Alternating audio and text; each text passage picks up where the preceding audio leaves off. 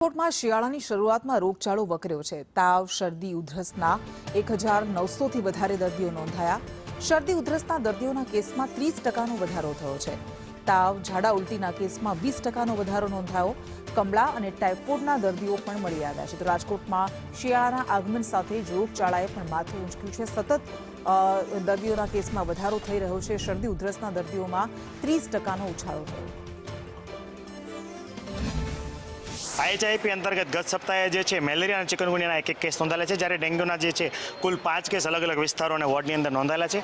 આ ઉપરાંત વાત કરીએ તો ખાસ કરીને અત્યારે શરદી ઉધરસ અને તાવના કેસોમાં લગભગ 20 થી 30% જેવા કેસો જે છે એમાં વધ્યા છે। ખાસ કરીને મિશ્ર ઋતુ અથવા કમોસમી વરસાદ પછી જે છે ખાસ અત્યારે કેસોમાં જે છે આંશિક ઉછાળો છે નોંધાયેલો છે। એમાં પણ વાત કરીએ તો શરદી ઉધરસના 1048 કેસ જે ગત સપ્તાહ કરતાં ઘણા વધારે નોંધાયેલા છે। ઉપરાંત સામાન્ય તાવના 865 જેટલા કેસ નોંધાયેલા છે।